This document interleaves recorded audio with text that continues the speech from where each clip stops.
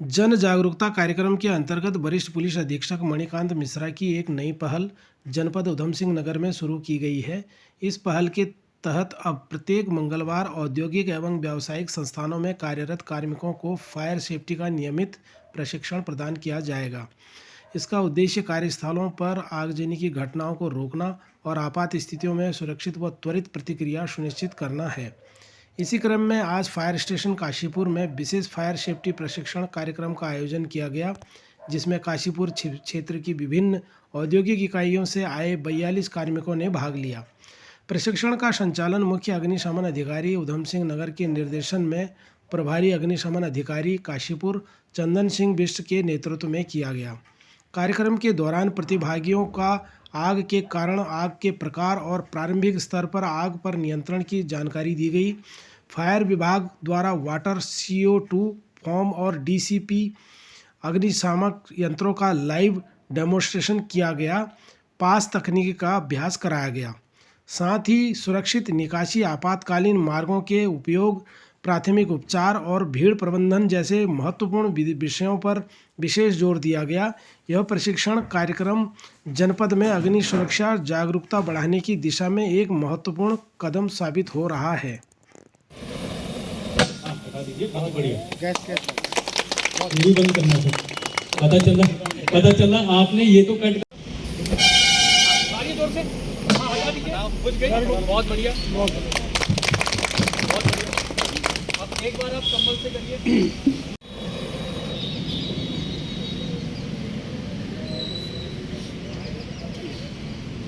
आइए, कौन करेगा? मैं बता रहा हूँ सर, आप करिए पहले। ये हम लोग आपकी हेल्प नहीं करेंगे इस पर। हाँ, इसमें हम आपकी हेल्प नहीं करेंगे, ये आप खुद चलाइए। बंद हो जाएगा, लोग निकल जाएगा। हाँ, करिए साइड में आइए।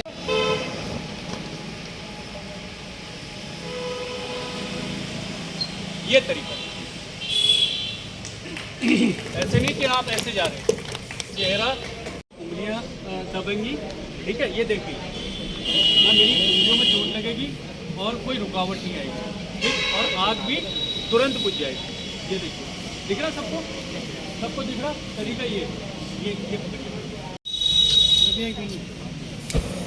थोड़ा सा तेजी से मारिए। यस। नहीं, हटाइए। देखिए, कुछ देखा आपने? तो जैसे हम फायर फाइटिंग करते हैं, जेट थोड़ा पीछे जेट ये हो गया सर, मेरी गाड़ी भीग गई, करो कोई बात नहीं सर, धुल जाएगी बहुत दिनों से धुली हुई है। और दूसरा, हम इसमें फुहार बना सकते हैं। और तीसरा, एक ये होता है इसका फेस मास्क।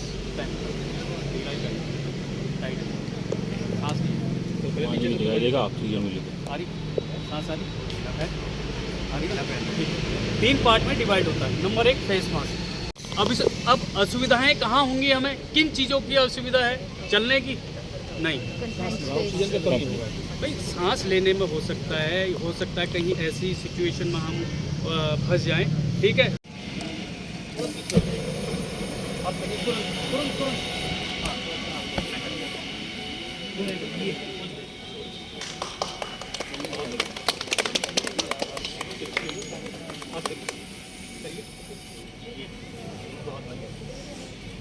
आप सुनिए सर, में ज़्यादा प्रेशर रहेगा इसमें, ठीक है?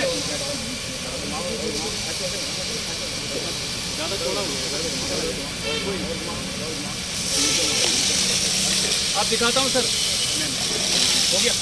देखिए, अब हम तो कल क्या कहेंगे, फायर सर्विस वाले आए तो उन्होंने हमें ये ट्रेनिंग दी। ये एक केवल पार्ट है बताने का, समझाने का तरीका, ठीक है? करने का नहीं, करने के तरीके ये हैं। बाकी फायर एक्सटिंग्विशर है, CO2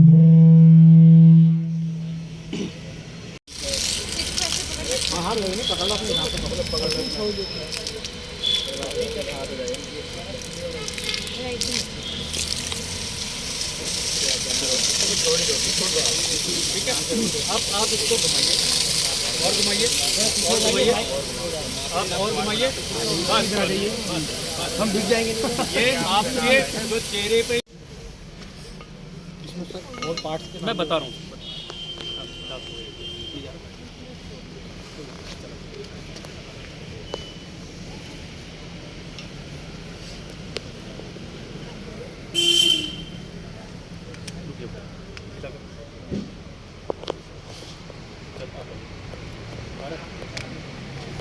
ऑपरेटिंग सेट, ठीक है, self content breathing operating set. आप बंद कर दो बेटा, हाँ दबा बस, ठीक है, उतार दो। और किसी को इसके बारे में जानकारी चाहिए और कुछ? इसमें 2 चीज़ होती है सर। आपने भी सर,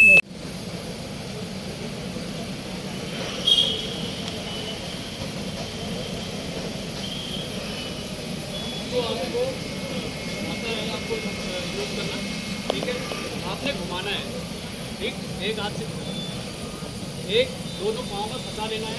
अगर आप सिंगल ऑपरेट कर रहे हैं, ठीक है, तो आपको ये तरीका अपनाना है, ठीक है, ये दबा लेना है।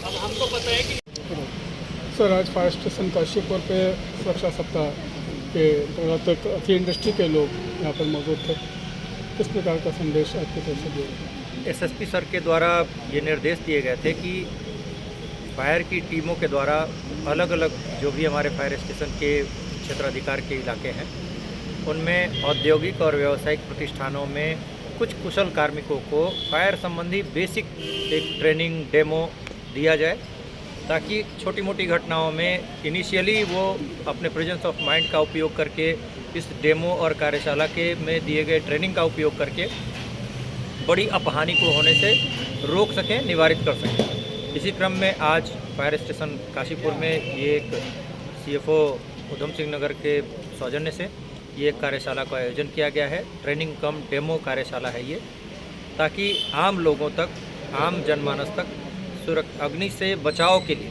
और उसके इम्पैक्ट को कम करने के लिए जो भी फौरी तौर पर उपाय किए जा सकते हैं उसकी जानकारी मुहैया कराई जा सके, साझा की जा सके, ताकि लोग जागरूक हो सकें और अपना बचाव स्वयं करने में कुछ हद तक सक्षम हो सकें। सर अभी आपने बताया कि अभी आने वाले समय में इससे भी कोई बड़ा प्रोग्राम होने वाला है। देखिए, ये इनिशियल एक कार्यशाला है, ट्रेनिंग कम डेमो कार्यशाला है। इसको और बड़े पैमाने पर इससे जो भी फीडबैक मिलेगा उसके आधार पर ये तय किया जाएगा कि इससे आगे और क्या ले जाया जा सकता है, किस स्तर तक इस कार्यशाला को या ट्रेनिंग और डेमो को कराया जा सकता है। तो वो एसएसपी सर इसीलिए इस पूरी कार्यशाला को क्रमिक रूप से करवा रहे हैं, ताकि इससे बेहतर कुछ और अगर करने की स्थिति बने तो वो करने के लिए हम लोग सक्षम हो सकें। Thank you sir. आज फायर डिपार्टमेंट की तरफ से जो फैक्ट्रीज के जो प्रतिनिधि आपके यहाँ आए भी हैं, सुरक्षा को लेकर के कार्यक्रम क्या है ये कार्यक्रम? देखिए, ये हमने एक अवेयरनेस प्रोग्राम किया है इंडस्ट्रीज़ के साथ मिलके, क्योंकि हमने सभी इंडस्ट्रीज़ के मैक्सिमम यानी 15 से 20 इंडस्ट्रीज़ के रिप्रेजेंटेटिव को, जो रिस्पॉन्सिबल लोग हैं, उनको बुलाया था। और उनको बुलाने के पीछे जो हमारा मकसद था वो ये था कि हम उन्हें बेसिक फायर एंड सेफ्टी के जो बेसिक डूज एंड डोंट्स होते हैं, ठीक है, कि अगर कोई भी एक्सीडेंट होता है वो एक अनसेफ एक्ट, अनसेफ कंडीशन की वजह से होता है, तो हमने बताया उनको कि भाई अनसेफ एक्ट और अनसेफ कंडीशन पर रोकथाम करें।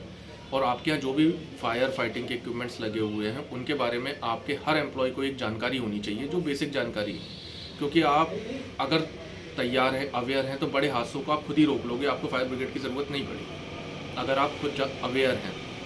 सर अगर हम बात करें सुरक्षा की, तो सबसे पहले हम अगर घर की बात करते हैं, एलपीजी सिलेंडर का प्रयोग होता है, वहाँ पर किस प्रकार की गलती लोग करते हैं और किस प्रकार से बचा जा सकता है? देखिए, एलपीजी सिलेंडर का ये होता है कि एक तो रेगुलेटर ऑफ नहीं करते हैं, खुला रह जाता है। बहुत बार वो करते हैं कि स्टोव का जो नॉब है वही बंद नहीं किया उन्होंने। जैसे मैं आपको एक छोटा सा एग्जांपल दूं कि भाई वो दूध उबाल रहे हैं, दूध ध्यान नहीं दिया, दूध निकल के आके आपके स्टोव पे गिर गया, आपकी जो फ्लेम है वो बुझ गई, लेकिन वो गैस तो आ ही रही है ना सिलेंडर से। पता चला कि जो एलपीजी होती है वो हेवियर देन एयर है, आप गए, आपने जाके एकदम से लाइटर लगाया और आग लग गई।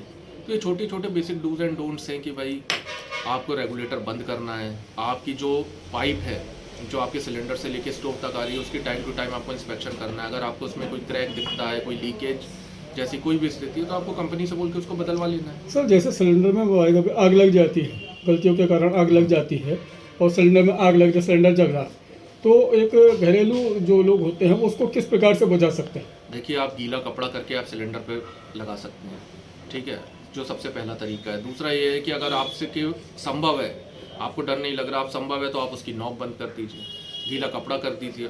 एक बाल्टी से भी बुझाने का तरीका होता है कि आप एक खाली बाल्टी लाइए और सिलेंडर के ऊपर रख दीजिए, क्योंकि मेन चीज़ ये है कि आपको ऑक्सीजन की सप्लाई ऑक्सीजन सप्लाई काट दी। हाँ, कि आपने उसकी ऑक्सीजन की सप्लाई काट दी तो गैस सिलेंडर की आग जो है वो वैसे ही बुझ जाएगी। सर, जहाँ तक हम कारखानों की या फैक्ट्रीज की बात करें, वहाँ पे भी काफ़ी एक्सीडेंट होते हैं, जैसे कि अभी बातचीत चल रही थी सूजा में हुआ और कई सारे एग्जाम्पल भी हुए, भोपाल वगैरह तो बहुत बड़ा क्लासिक हुई थी। तो जो कारखानों में किस प्रकार के लोग जो है गलतियाँ कर देते हैं और किस प्रकार के हादसे होते हैं और कैसे बचा जा सकता है? देखिए, उसी के रिगार्डिंग हमने बताया कि कोई भी हादसा देखिए अपने आप तो होगा नहीं, उसके पीछे दो ही रीज़न है कि या तो अनसेफ एक्ट है या अनसेफ कंडीशन है। जैसे आपने देखा भी कि हमने सबसे ज़्यादा फोकस अनसेफ एक्ट और अनसेफ कंडीशन पे की है कि अनसेफ एक्ट क्या होता है जिसकी वजह से एक अनसेफ कंडीशन बनती है। तो हमने इन लोगों को वही अवेयर करवाया कि आप अनसेफ एक्ट करने से बचें, क्योंकि एक आदमी अगर गलती करेगा उसकी वजह से एक हादसा हो सकता है। फिर बाद में बैठ के आप सोचते रहिए कि मेरे से गलती क्यों हुई, जाने में हुई, अनजाने में हुई। तो कोशिश ये करिए कि आप कोई भी ऐसी गलती ना करें जिसकी वजह से कोई बड़ा हादसा हो जाए। सर, फैक्ट्रियों में ज़्यादातर जो सूचनाएं आती हैं, जो खबरें आती हैं, वो बॉयलर फटने की ज़्यादा आती हैं। वो किस कारण से, क्या मतलब उनसे अफेक्ट करते देखिए, उसके हैं? बारे में एग्जैक्ट नहीं बता सकते अभी हम कि हमारे पास अगर कोई इस तरीके की अगर सूचना आएगी तो सबसे पहले तो हम जांच करेंगे।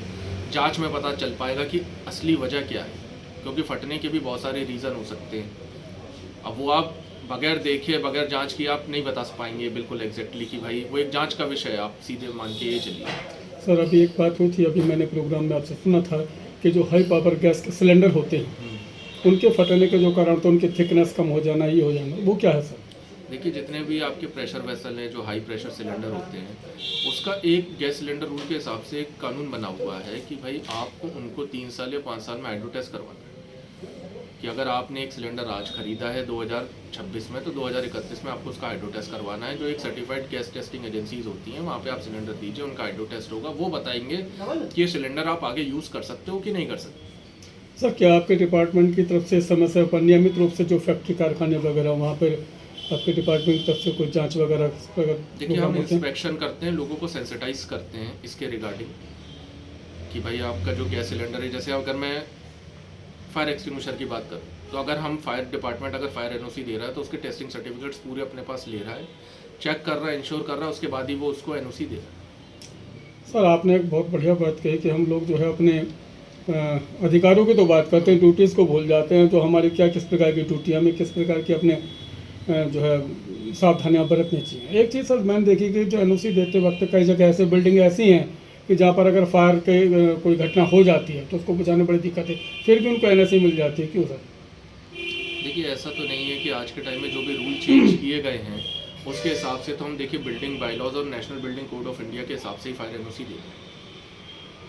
कि ऐसा आप पहले अगर एक आध रहा हो केस तो उसके बारे में नहीं है, लेकिन लेटेस्ट केस जितने भी हम फायर एनओसी इशू कर रहे हैं उसमें सारे नॉर्म्स को फॉलो किए जा रहे हैं और कोई भी ऐसी बिल्डिंग नहीं है कि जहाँ पे फायर ब्रिगेड की गाड़ी नहीं जा पा रही या वो नक्शे पास नहीं है, उनको हमने एनओसी दी है। सर, कई बिल्डिंग ऐसी हैं, खासकर हॉस्पिटल में, वहाँ क्लिनिक दिखा करके एनओसी मिली हुई है और वहाँ से उतरने, मतलब एग्जिट और एंट्री करने का जो वो पॉइंट है वो बड़े कंजस्टेड हैं। देखिए, अगर ऐसे केसेस हैं तो उसको एक बार हम देख लेंगे, लेकिन मेरी नॉलेज में अभी तक ऐसा कोई भी नहीं है कि हॉस्पिटल है और उसको हमने क्लिनिक में दे दी। यानी इस जिले की मैं कह सकता हूँ कि हम जिस भी हॉस्पिटल, क्योंकि वो सबसे ज़्यादा वनरेबल लोकेशंस हैं, कि हॉस्पिटल एक ऐसी चीज़ है कि वो बिल्कुल ऐसी जगह नहीं है कि जहाँ पे आप आग बंद करके एनओसी देते हैं। सारे आपको कायदे कानून रूल रेगुलेशन फॉलो करने, उसके बाद ही फायर डिपार्टमेंट जो है हॉस्पिटल के केसेस में एनओसी जनरेट कर रहा है।